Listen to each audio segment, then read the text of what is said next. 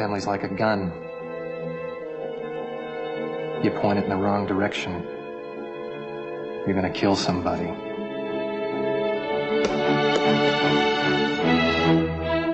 Do you miss your kids? Sure. Do you hate your husband? Absolutely. Would you ever get married again? Of course. A family's got to stick together come hell or high water. Carry this with me at all times, Hand grenade? just in case. Are you emotionally disturbed? Maria, if you come home right now, Mom is going to stab you in the heart with a steak knife, okay? Did you eat anything today? No. Sit down. I'll fix you something. Tell me what you said. You heard what I said. Tell me what you said, coward. Come on. Your husband died of a heart attack. No one dies of a heart attack. They die of disgust. You're not the first woman in the world who's had a hard time. So that's what I'm working on. I'm like every day I'm trying to write a little bit more of the history of the whole era. Like a, and you're it's adding like a blog. I was like 6 or 7 entries in before it occurred to me. I asked, people were writing in saying, "I'm loving this," and I'm like, "Oh, I got to catch up." Is this a blog? Is this blogging? Hal Hartley yes, blogger? You were blogging. Hal Hartley blogger. Are you blogging it on the Kickstarter site itself, right? Of course. Yeah. Yeah.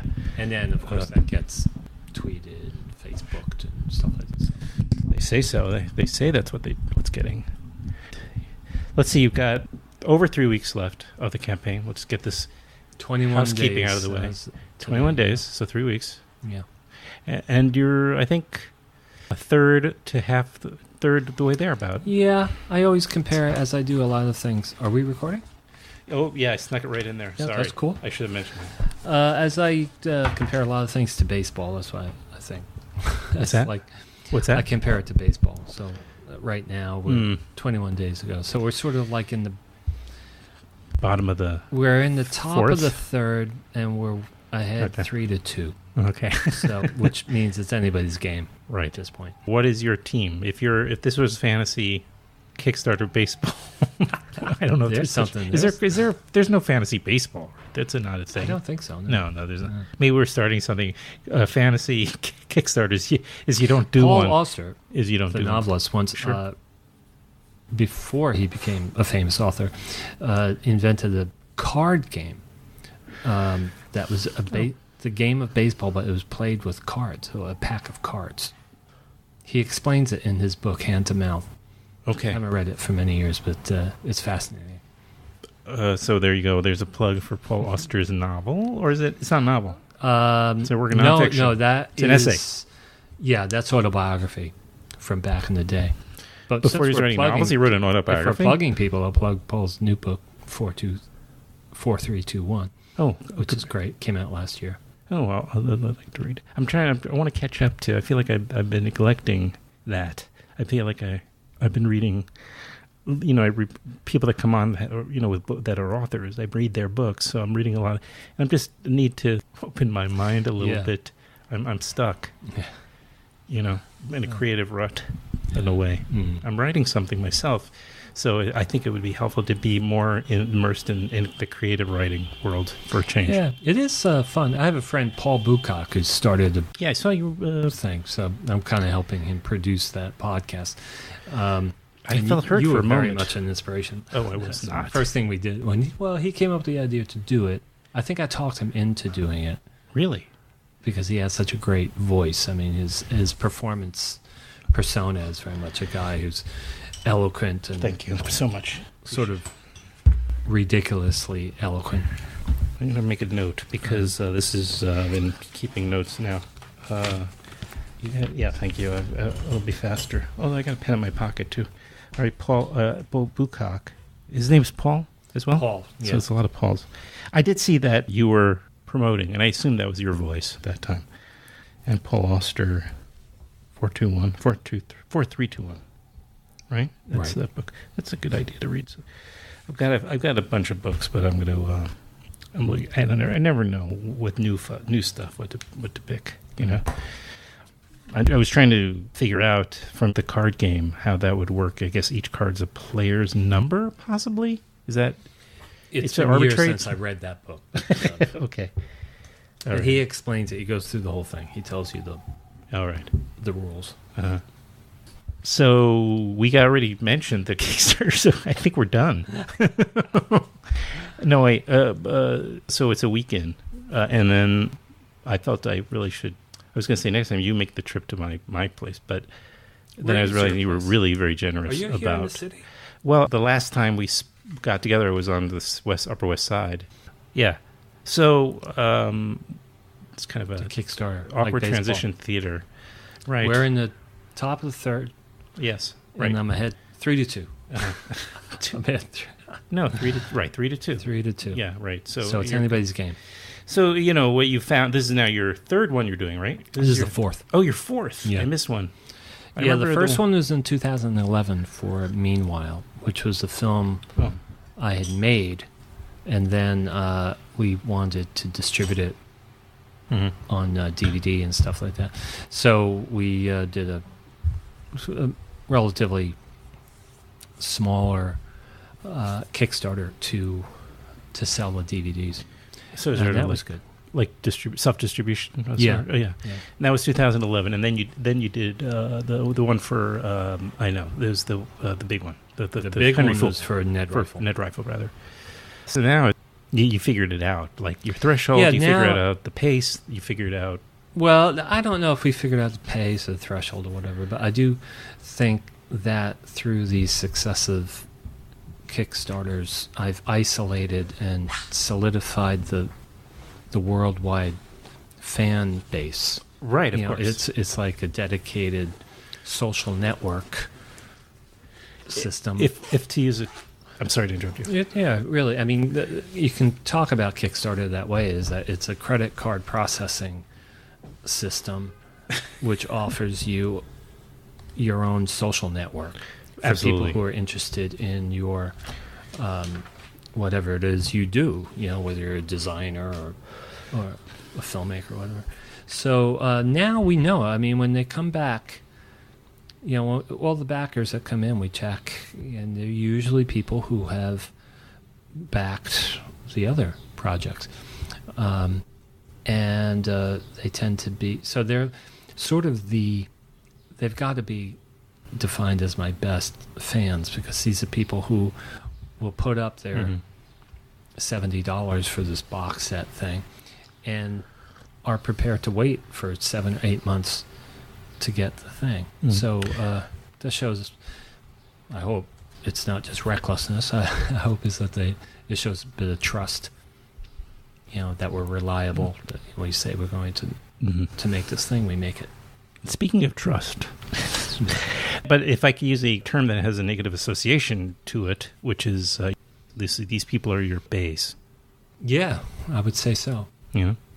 Right. And we're always trying to, I know the base is bigger. Right. It's just a language thing. That's why in the Henry Fool trilogy, which is earlier this year, and in this one, we're manufacturing these 3-disc box sets, subtitled in 5 languages. And so that's really that's the nut to crack now, is to get social media awareness and contact with a lot of people who are my age or a little bit older. I have a lot of fans who are in their 50s, who might not be so social media some of us friendly. Yeah, some of us I don't represent right. the average person, probably. Right. But, yeah, my age. So that's what we spend a lot of time working on now. You're trying to make contacts in the German language world, the French language world, the Japanese language world, and try to get essentially partners, or what I call ambassadors. Right. Well, yeah. Well, I was going to say, I was almost going to reuse that term to describe those folks in you that are coming back and supporting all your different campaigns. They're also ambassadors, because that's how you would grow. Also, you want to be able to grow the number of people that are. But right. If you could hit every single one person who's part of that base, you'll make your sort of like a low impact viral marketing scheme. Every time we get a new backer, we say like, oh, look, he's in France. We write to him. I write to him personally and say like, thanks so much. This is going to be great. I really do want French people to know that these films are available and they're subtitled in French. Right. Can you tell? I don't know if you use social media that much, or if you just hang out in the bar and you tell people, please do. My favorite social media platform, Bar Chatter. Soapbox. Or that. Yes, I saw also on the Kickstarter campaign page that you are looking for folks for social media support in those or people that can speak those languages. They don't have to be in those languages. If you're listening, for instance, and you speak and can write, it's more important. Basically, we're really looking for people who have some real savvy at this. I mean, I'm a little far back on the learning curve about the uses of real aggressive marketing with social media, and I know that there are people who get excited about that and can really work well. We've got a guy in Japan who's doing a bang-up job. His name is Akira.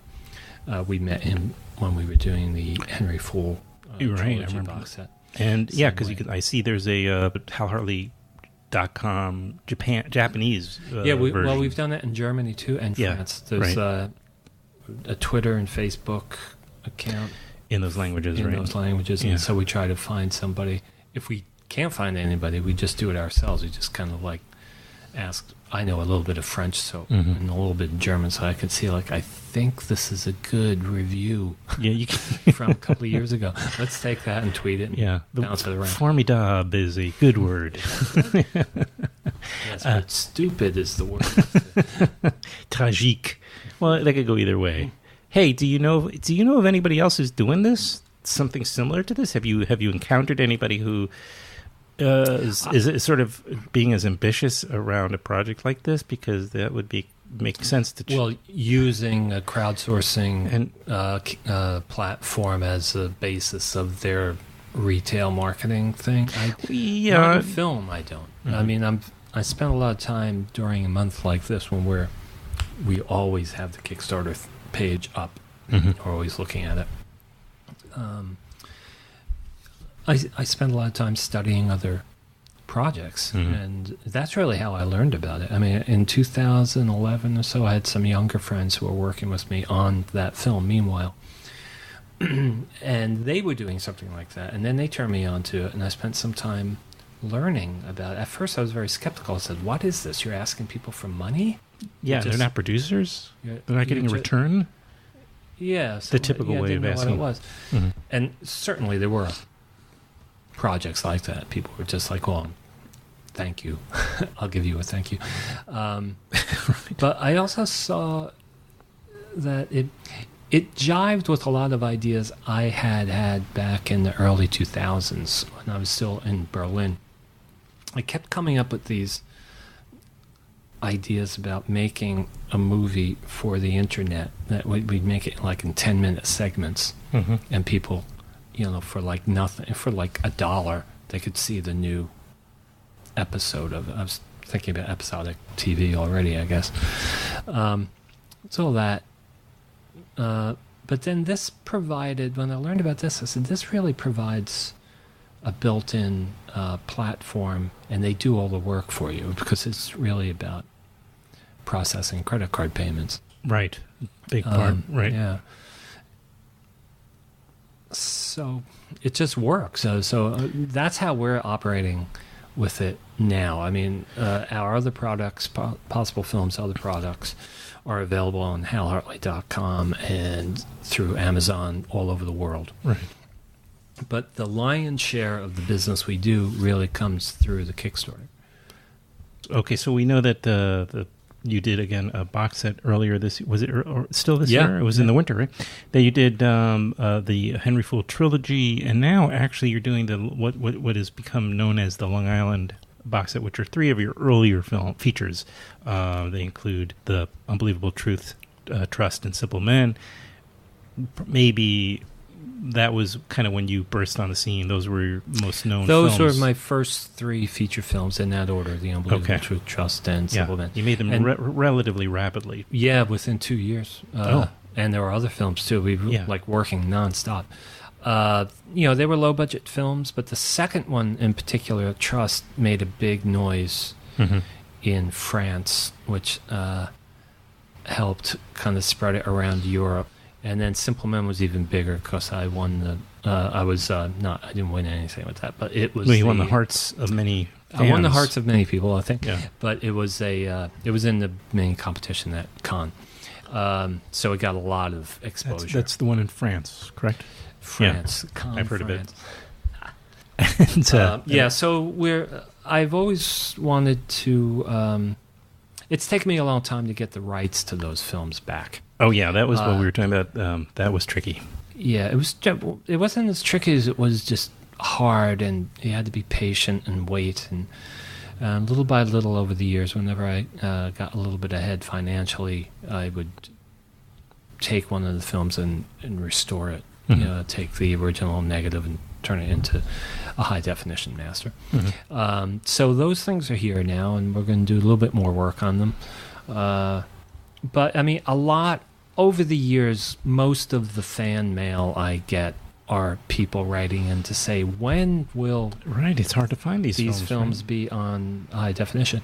So that's because I was going to say, I'm always a little bit, by the way, as a disclaimer or whatever, footnote, always a little self-conscious bringing up earlier works, because there's always, people are relevant, artists are relevant, they want to be known as like creating current and relevant work, and so to dwell on your greatest hits can sometimes be, but I know we're plugging your greatest hits here, so it's okay.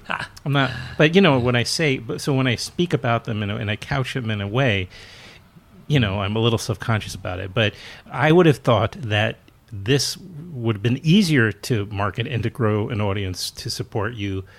You got to reach them, but that they, once you did, that they'd be very receptive because they did have such a hit. They were such hits in the popular world. I have always thought that as soon as we finish, as opposed to Fate Grimm trilogy, which has got a smaller audience, right? Probably somewhat, or maybe not a smaller audience. When we were finishing the Henry Full trilogy, we already knew that we were going to be in a position financially to pursue this.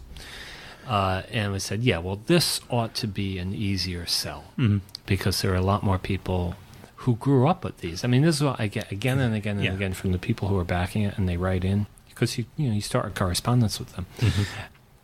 Again and again, the same sentence, whether they're French or German or American or Australian, they always said, "These films saved my life when I was a teenager." Jesus. That kind of thing. Saved my life. Yeah, I hear it like a dozen times. It's amazing. So I was like, wow. And I was really unaware of that.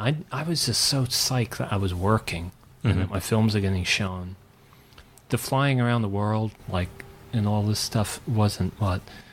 It was exhausting for me, but I couldn't believe that it was going to last. So I just kept working, making all these films. Yeah. And I didn't I think I was just shy about the exposure. I always felt like an idiot on stage and being interviewed on TV and stuff like that. So I think I kind of really turned it off in my head, and I just focused on the work a lot. And it wasn't until 20 years later when I was slowing down. I was doing other kinds of work. I wasn't making films as much as I had been. I was doing theater and more experimental stuff. Yeah. And but still, people were doing retrospectives of my films at that point. So I would go to Poland, or I'd go to Oslo, or I'd go to Argentina, and I'd talk to these audiences. And only then, with that kind of distance, could I see how popular the films had actually been. So there were people of a certain age who were just sort of it was like they were meeting Joe Strummer or something like that. It's like, wow. I think he was doing Jarmusch's films, not Joe Strummer. But so it's very good. It's a very nice feeling, and I know that it's a different zone of my career. I mean, those were the films that were made by a young person. Essentially for younger people too, and it was about the joys and agonies of growing and forming yourself and an identity, and throughout film history at least, and even in literature, those are the stories that tend to really resonate the longest. It's sort of like most entertainment is geared at younger people. That said, I think these are fun and challenging films, and they caught something of the zeitgeist without me even kind of some aspect of it too. They were by no means mainstream, but there was a fringe element, a strong fringe element that really got excited about these films and seemed to still be excited about them. Tomorrow, the first good-looking woman I see, I'm not gonna fall in love with her. That'll show her.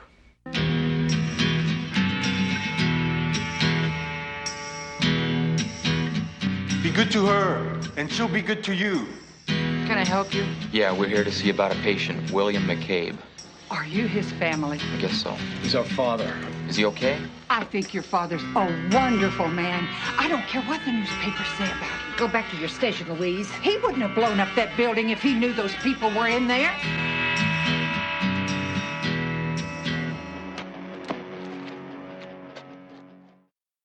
We were coming out of interesting time, right? I guess we were coming out of the Reagan years here in the U.S. Anyway, you mentioned that. The Unbelievable Truth was made in the last hours of the Reagan years. And I guess... And was definitely an expression of dissatisfaction. Going to the Bush years. Yeah.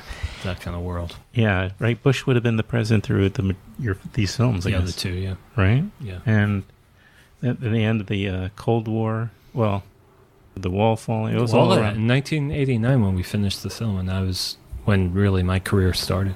Tiananmen Square. Right. Oh, right. Fall of the Berlin Wall. All that was happening. The end of apartheid was during that, I think, was coming. Yeah. So it was it was like almost an ability to, it was a highly charged political time and at a global scale, and maybe what you were offering all of a sudden, this is so freaking lofty of me to just sort of put this out there because I have not thought it through. No, I've been thinking thinking about it too. I mean, probably the most overtly political thing that's not of a personal nature was in Simple Man, the third one, where the father is an anarchist who's been wanted by the law for 20 years. And the discussions, he reads Malatesta out loud, forces everybody to listen. It's all kind of hilarious, but it's done, I hope, with a certain degree of respect for alternative notions of ethical behavior in politics. But all that was there. There was this awareness. I wasn't a terribly politicized young person, but I was alert, and I read, and I tried to make sense of it. I just always felt stupid. I never really felt I had the intellectual machinery to grasp it all. It was happening so fast. Whereas later in life, I realized not that much is happening. All of this is nonsense. All the talking is nonsense. But there are basic, fundamental things that are happening in the So anyway, I grew less shy about my understanding of world events as I got older. But back then, I was truly confused by what I was hearing, but I felt things, and I understood things correctly, but that the terminology for discussing it wasn't available, like in general discourse. And so that's in Trust, there's a lot of, in all three films, there's a lot of dialogue which pulls apart conventional ways of saying things. And saying, to show that words are used for lots of different things, and many times words are used to obscure an issue. But in any event, in Trust, the middle one, that was the one about, which, and all of these were written before I made The Unbelievable Truth in 1988. All three? The first two versions of Simple Man and Trust existed before I wrote The Unbelievable Truth. But it was the issue of a woman's right to end pregnancy in the early 80s when I was already in college, which I think was the beginning of whatever politics I would eventually go on to have. I mean, when I felt this was really at the heart of things. Like, how can you deny a woman this right to make this decision? Mm-hmm. I mean, and I think I began to understand everything about politics and society. Through this granular it built issue on that, yeah. And I had written that as a little story, as a script early on, as like early as 1985, 1986. Mm-hmm. And it just kept being a little tweaked here and there.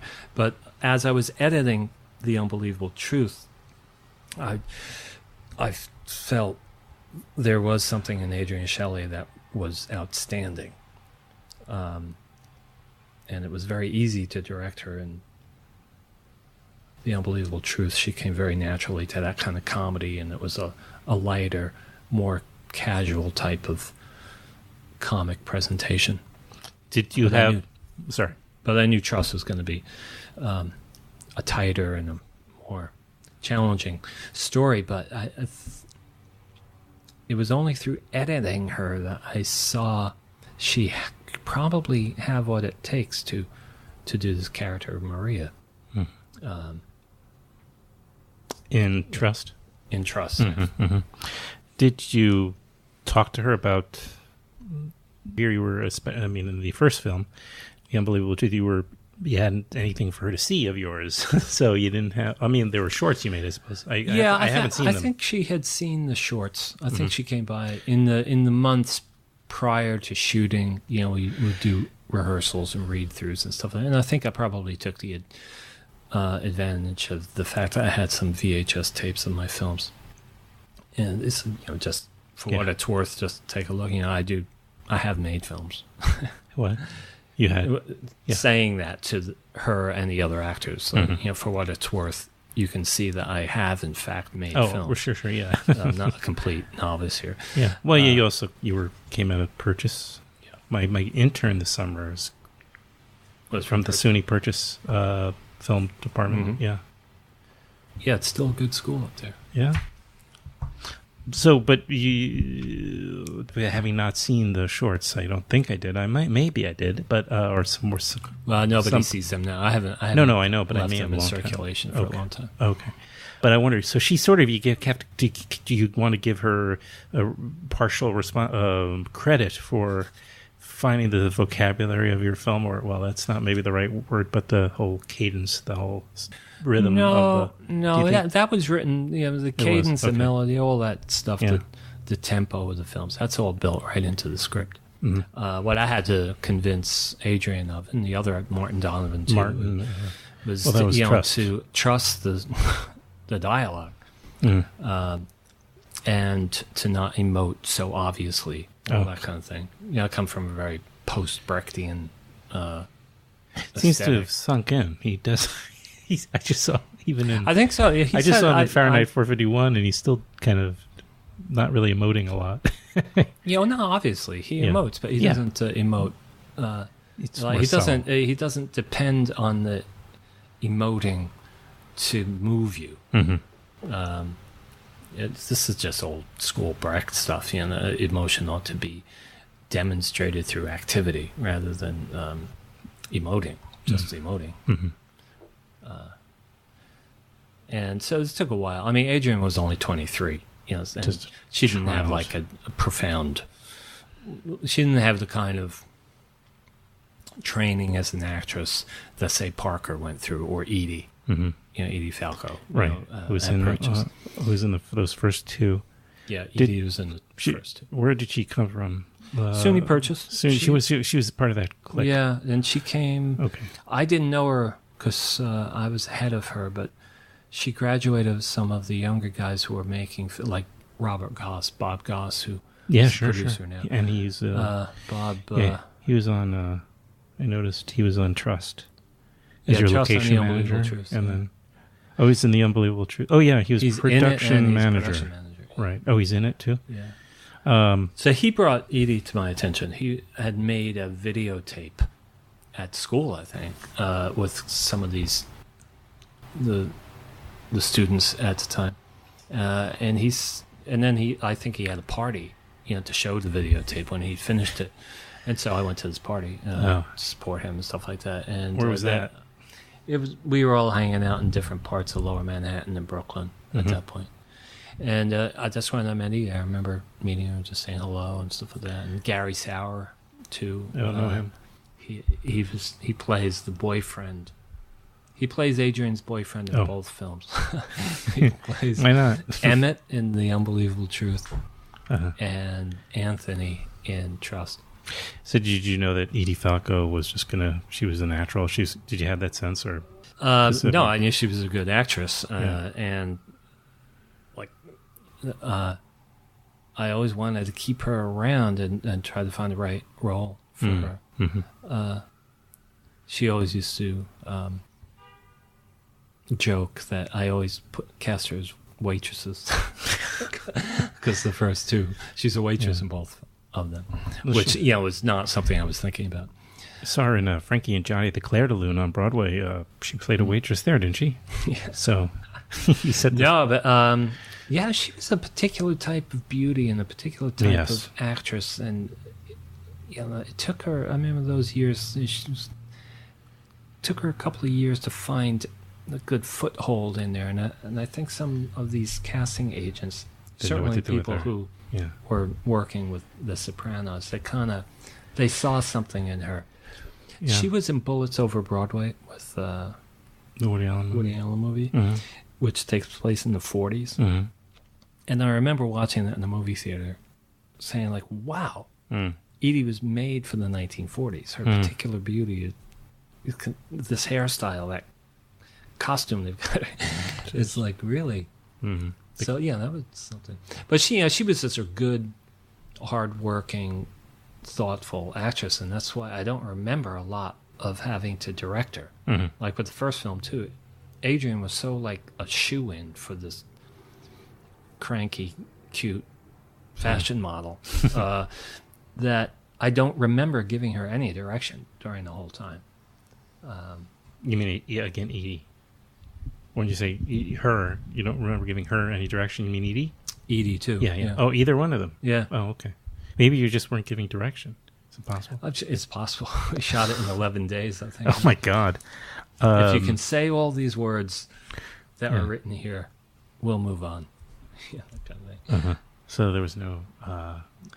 No, but it was like because we did a lot of rehearsals and we read throughs and stuff like that, and so I think I said that to everybody before we even went on location. I said, "Look, we have only 11 days or 12 days to shoot this. Makes complete sense. We don't have that much money. Just know the dialogue. You all seem terrific for your roles. I'm going to try to make the best pictures of you I can. Mm-hmm. Let's just try to get through it and not break anything." I remember having a party in Brooklyn, my first apartment in Brooklyn in the late 80s, and I believe Dan Willett came to that. Oh, yeah. Because my roommate that I had at the time, because I couldn't afford $650 a month at the time, but I had a roommate, and but it seems a little earlier. That's the problem. I was there. This guy lived. My roommate was there from like 87, 88, which would have been before you started collaborating with Dan, right? Yeah. Well, we shot The Unbelievable Truth in September. Yeah, but in early October of 1988. Mm-hmm. But he was he was a SUNY Purchase grad too, and he ran with the same crowd as us. Yeah. So, are you in touch with him? He would never remember me, but Dan. Or they might. No, we might be on Facebook, but I don't ever interact with him. No, we had dinner together about 7 or 8 months ago. Oh, okay. He works very much as a very respected production designer now. Yeah. In lots of things, features and TV commercials and stuff like that. He came on as I think he's like the prop department guy. Mm-hmm. He's the prop. Mm-hmm. I know there are photographs. I just looked at photographs recently, and me and him are dealing with props. Guns, whatever, knives. In that film, no, it was about this busted Simple Man? vase. Oh. And yeah, Simple Man. But he was the production designer of right. Simple Man.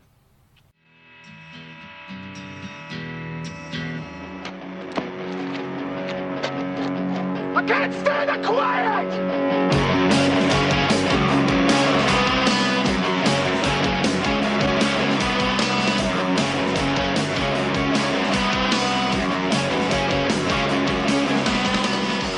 Man we're dealing with is quite possibly a dangerous criminal. What is it that makes a man dangerous anyway? There's no such thing as adventure. There's no such thing as romance. There's only trouble and desire.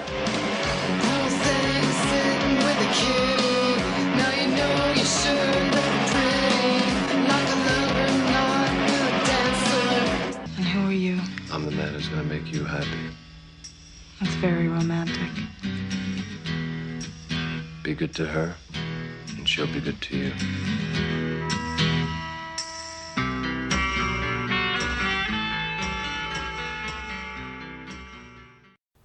I know I've discussed this probably with you before, but I'm going to recap a little bit. A lot of people that you mentioned Bob Goss, who is definitely was a early indie pioneer. I guess you should, for lack of another term. You worked with, as we mentioned, Edie. You mentioned Kelly Reichert was also coming out of that program, I assume? She was. No, she was just somebody you knew. Purchase. I met her here in New York through downtown or something. I don't know who I met her through, but she was just part of the social gang that was hanging around, and whatever she happened said to her. She wanted to be involved, and she was. I think she had already made or shot her first feature film, River of Grass. River of Grass. And then, so she came on. She did whatever she could with us. Sad. Kind of Kelly Reichert? Yeah, nothing really much came of her, right? Just kidding around. I love her work. She's like she's huge. My favorite American filmmaker. I think. Wow. I know it might not be. You may be disappointing a lot of listeners because that might consider where you said the same thing to them in private. So don't ever tell Mr. people. Spielberg will get over it. He's listening.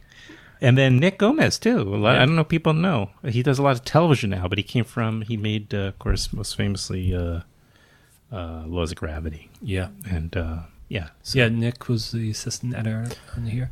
And he was, another Purchase guy, and he was never in the film department at SUNY Purchase, but he made more films than anybody else. That's interesting. And he was just smart and really energetic, and we all worked on each other's films during, I'd say between like 1984 and 1988 when I shot The Unbelievable Truth. In those 4 years, all of us, Bob Goss, Nick Gomez, another guy named Stephen O'Connor, who's kind of key to these films. We were all making little films and videos and crewing for each other, and sharing gear and sort of an earlier version of sharing money. I think we all owed each other so much money after a while we couldn't figure it out. It's very much what happens now. I mean, with many independent filmmakers are all kind of creating this community where they're pitching in for each other. I guess they find little cliques within there that your little group, and then each time each of you makes a film, you kind of lean on your friends for whatever you can get out of them. It sort of seems necessary. Yeah, I think it's the way you find out what you are good at and what you are actually interested in. It's one thing to record sound in somebody's thing for one day, but to take on the responsibility for recording the sound over the course of 2 or 3 weeks of a shoot. That's a lot of work. Yeah, and if you're not liking it, you're probably not going to be happy during the finish. Finish. So if you finish the gig, then you really know, maybe I'm good at this. And then, of course, you formed a long-term relationship with Ted Hope as well during that, right from the beginning, right? He was involved from the start, or he came in late in the day on The Unbelievable Truth. Another person, Stephen O'Connor, was going to be the assistant director. Okay, and I was friendly with Ted. Right. We hung out, but we had never worked together. before. Although he had come into a small inheritance at one point and used some of it to option a script I had written earlier. It was a play I had written when I was at college called Here at the Western World, which was really just an exercise for me to get into a situation where I could practice directing. So I wrote this play, and then I directed it. I did 2 performances of it. And then when I got out of school and I was here in New York City, kind of living hand to mouth, getting production assistant jobs and stuff like that, I gave myself the task of turning it into a screenplay. And Ted, by the time we met, probably in 1986 or so, he was clearly someone who wanted to become a producer, and he seemed kind of like he was going to become a producer. You met lots of people who talked a good game, but Ted seemed to be the real deal, one way or the other. He was the best PA in the world, and I think he recognized something in me too. I was actually making films. I was actually writing, and so he started asking me, "What do you have you got?" So he got the script, and he was intrigued by it, and he paid me an option. It's the first money I ever made in the film business. Except PBS showed my senior thesis film, so they pay me a little bit. $300, I remember PBS paying me for that. So that would have been... That was a short? A short film, a half-hour film. So, that's how Ted and I met. But we weren't working together. He had done that, and we'd hang out socially. But then at the 11th hour, with The Unbelievable Truth, I had to change plans with my assistant director. And Ted was the most likely one. I don't think he had ever been a first assistant director, but he'd clearly worked in the AD unit. And so he knew things. I mean, he knew how industry standard sets ran. And I think we were kind of hovering between like industry standard and sub-industry standard. Well, you were creating a second standard, maybe. Sort of, yeah. Or an alternative standard. Yeah. But it was great. So, I mean, he came on and he was like a really great AD. And then that just made our friendship tighter and stuff. And we moved forward on trust. He was the assistant director and the production manager. And then by the time we were making Simple Men, I think he might... God, I haven't seen the credits, but I think he's one of the producers. Is he? He certainly was one of the producers on Amateur and Flirt. Yeah, I uncovered my own lost content recently when I found this conversation we did with Ted for my America. That's what it was called. Oh, yeah, that's right. And for some reason, it never was posted at the time, and I'm not sure why. Oh, yeah? Like, I remember sitting in the IFC Center with you guys. Yeah, I remember that night. Yeah, and I was real happy to be doing that. And, and then maybe somebody, Fandor or somebody had said, hold on, we want to... And then it just they never got back. And then it all of a sudden wasn't really, germane or, what I mean? Like it would have felt weird to put up and people wouldn't be able to see it possibly. I don't know. It's still on Fandor though, right? Isn't it? Probably. Yeah, I think so. So I don't know. But I just posted it. I should have probably asked if it's okay to post it, but I don't think anybody gives a damn. What kind of sense it would make these days? Well, we're talking to Hal Hartley, as it turns out, here at halhartley.com, Central, the home. He's got a Kickstarter. Go check it out. You can Google Hal Hartley and Kickstarter or Long Island Trilogy, and it'll come up. And consider getting involved. Consider supporting this project. You're raising $100,000. $100,000. And like we say, you got a good chunk of it now already. So it's 3-2. Yeah, it's 3-2. Top of the ninth. But no one can rest. Doesn't third. Mean you can get complacent or rest on your laurels. I hate using that word now. Yeah, no, this is the beginning of the hard time. In my experience, having done three of these previously, this second week and the beginning of the third week is the hump. It's a bit of a slope here, in other words, where it's hard to get flat lines for a while. Yeah, and But I don't know. We're making a big reach out now to other languages. We've had a lot of success in the past couple of days of establishing good contacts in France and Germany. So we're hoping that will manifest itself in a lot of people coming to pre-order their DVD or Blu-ray box set of the Long Island Trilogy. So that's now, how much do you have to as a Kickstarter backer, what is the amount you would need to back or pledge? I mean, they can give anything they want, really, but to get a box set, to box set is $70. Mm-hmm. That's pretty reasonable, because how much more? I mean, that's very reasonable. What are you going to charge for it once It'll it's be on? more than that, probably 90, 95. So this is a steal. Kind of a steal. Yeah. And you're getting not only that, are you getting the plus for that? You're getting the box set when it comes in later in the summer or in the fall. December 3rd is our release date. Oh, I'm sorry. So this is May. So towards the end of the year, you're gonna release just in time for Christmas. Funny that. Good thing about that. You see, I'm Jewish, thinking about these and things. I feel a little bit hurt. Should we say rephrase? You want to rephrase? Just in time for the holiday gift-giving Thanks. season. That's right. Which is ecumenical. God bless. And I'm the biggest heathen in the world. I never think Christmas is just like another day in my calendar. Like, another day when the banks are closed. Right. And you have like 3 days of the year like that now. But do you remember when you were young and like growing up in Long Island? Did you grow up in Lyndhurst? I did. Do you remember? Like every Sunday was dead. There was nothing. You couldn't do anything. Everything was closed. Especially where I'm sure in Long Island, you probably everything right. The blue laws. I said that to somebody who works with me. I mean, someone who's like 35 years old recently. I said, banker's hours. That was a joke you would say, like if someone's like knocking around off work at 3:00 in the afternoon, you say, "Wow, you got banker's hours."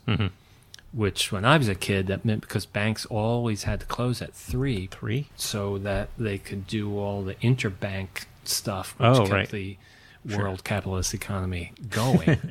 That was where the real work was going on. Right. Yeah. So banks always closed at 3. But the bankers, but no one knew what I was talking about, right? Because you don't have to do that anymore. With money moves electronically all over the place. But back soon in the 70s, it actually had to be carried from one place to the other. Right. But I remember, I guess a lot of businesses would close. Most businesses, in fact, would be closed Sundays, and that was because somebody was usually home doing a lot of the shopping throughout the entire week. So they, businesses could close on a Sunday and not feel it so much, and maybe their rents were far, far smaller, but now the idea of closing with everybody who's working during the week. So I imagine most of the economy is going on, the commerce, I should say, is going on the weekend. So the idea of a business closing on a Sunday now just seems crazy. You may as well close on a Monday. It makes more sense if you're going to close, Yeah. It's just a thought. We never close here at Possible Films. No. It's a 24/7 operation. That's what happens when you build a business on your interests. Like, I don't have any hobbies. Most of people close to me complain is like, you need a hobby. You need to do something that isn't but when I was a kid, I liked writing, I liked drawing, I liked playing music. Now that's what you do. Yeah. I was speaking of the music and everything. So what price are you getting the box set? You're getting the music. I already have a copy. I included this, by the way. What we can do is I'll give this to. Yeah, there will be a new album from the music from those 3 films, the Long Island Trilogy. So you're going to have Yo Tango. Can you get the rights for that? No, I'm not going to relicense the other bands. Okay, just the stuff you wrote. It seems the right thing to do. I mean, I don't want to monetize their work anymore. They were paid a very modest amount back in the day, right? So that we could make that original album and include the music and the movies. But I think to do a new thing, I don't want to take advantage of them that much. Take advantage of their goodwill that much. But there's a lot of music because we made before those 3 films. There was a lot of music that wasn't used that is really closely related to what was used, and I never really turned it into larger songs. There's one cut on this last album after Catastrophe, "Simple Men," Ballad of Simple Men, which is a reworking of one of the themes from Simple Men. What's the working title on the new album? I don't know. You had a working title though. I potential. did? Yeah, it's in your Kickstarter. I read it through. You have like a fake, every day I've got a new one. Okay, but you put down like a title. You probably just liked the way it sounded. But anyway, it doesn't matter. So what's the price point though? You get the box set, you get the new CD, and you get the calendar. The CD is $15. Mm-hmm. So you contribute $25. 15. 15 for the CD. It'll be a more elaborate affair than this one, which was 10, I think, on the last. The calendar is 25, and then we go directly to the DVD box sets. Is it tiered though? I mean, do you get? It's tiered. If I give you 70, do I get the? I feel like I'm bordering with you. Do we, or? Yeah, you go through like 15 is the CD, and then 25 is the calendar. But you get the CD with the calendar? No. Okay. But then $35 is the CD and the calendar. Oh, so that's a little bit of a break, right? Because normally 40. So as you go up, it's the same thing. You get the box set for 70, but then if you for 85 or something like that, you get the box set, the CD, and the calendar. So it kind of urges you to spend a little bit more. Yeah. Well, spend, contribute. That's all. Yeah. Join. Well, I mean, we're not looking for handouts. We really want to like give people something that's valuable to them. It's a real transaction. That's right. Yeah. And they're also and they're participating in something. I mean, there is that sense. They do get excited. I mean, the fans really. That's what they say. They write in, and they're really happy to contribute because they really want to see this happen, and it's exciting for them.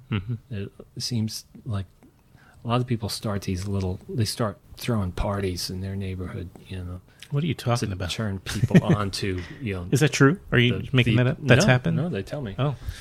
So you can have a Hal Hartley or somewhere Long Island Trilogy Brisbane, party. Australia, someone's having a barbecue and like. Do you know how many only playing Hal Hartley lagers they've drunk before this? You know how many lagers they're having, and then they just play it like on some inside they're playing your movies, but they're all drinking and enjoying barbecue. Foster's. I don't know if they drink that. Do they really drink Foster's? Isn't that Australia? Yeah, that was like the big thing, right? Beer. It was like, what's Australian for beer? Foster's, whatever. I think we're winding down here, but I want to make sure everybody knows we're coming up to about an hour. It'll be nice to have a nice hour show. I think, a double wide. This is a logical question. You're winding down. At a certain point, you're going to be done, and then it's going to be Chris, your lieutenant, second lieutenant here, and he's going to be helping disperse and dispatch all of the rewards. By the way, based on our last conversation, I caught up with David Gordon Green's series that you directed a bunch of episodes. Red Oaks. Which is on Greg Jacobs, which happens to be on show. Amazon. Yeah. Mm-hmm. I'm seeing all of the connections going on here now. I know who runs Amazon. Well, one of the people that is responsible for content on Amazon is Ted. Yeah, he's in the feature division. He's the head of the so he had feature nothing side. to do with Red Oaks. No, but it's a very enjoyable series, by the way. I mean, It is. I really Red enjoyed Oaks it. Is great. It is a very good show. It was created by Greg Jacobs, and he wrote it with a man named Joe Gangemi. The two of them wrote it, and David Gordon Green was one of the executive producers. Yeah, as was Steven Soderbergh.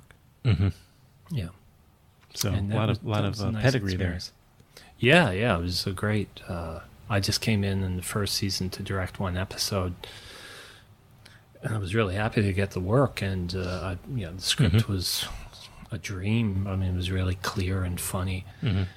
and they liked the work I did. So the second season, they had me do half of them, half the season. Yeah, it's really enjoyable. Check it out if you have Amazon Prime. But I guess if you don't, you can just pay for them a la carte and just see that it's a good series. Very enjoyable. But do you have an idea for a new project, or you're so enveloped with all this? Yeah, I've got a lot of ideas for TV shows, but 2 half-hour comedy show ideas that we're pushing. One of them has been pushed fairly far along. I can't tell you what's going to happen with it yet. And then there's another 1 hour long drama, probably what's called a limited series.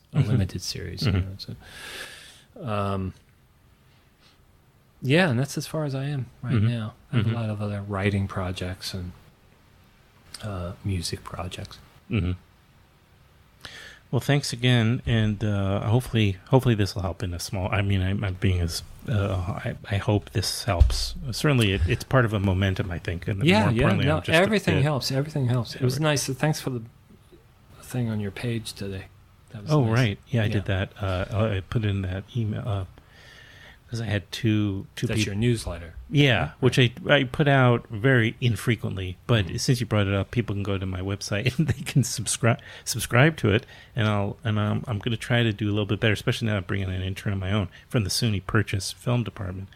And his mother was at the summer camp I grew up going to. Oh. So she reached out to me. So communities are important, whether they're Kickstarter campaign communities or my old summer camp, which people have heard me talk about. And it's A.O. really Scott true. A.O. Scott went to my summer camp. Yeah, and it's really true. I mean, how this Kickstarter thing is.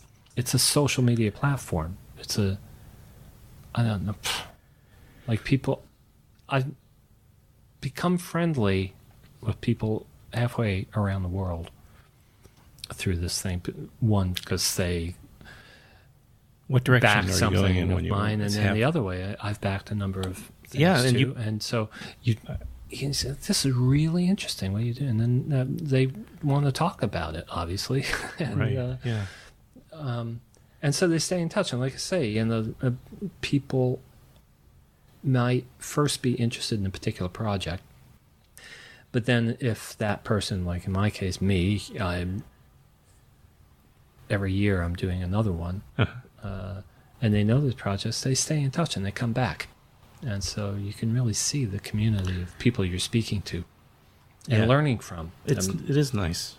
Yeah. I've backed all sorts of things. I mean, I look, things outside of motion pictures even, architectural things, design things. A podcast, in fact. A podcast. You backed mine too, right? Very generously. But I don't know if you want me to advertise that, because then everybody's going to be barking up your wallet tree, whatever. I was going to what was I going to say? I was going to wind it down here as unclumsily as I can.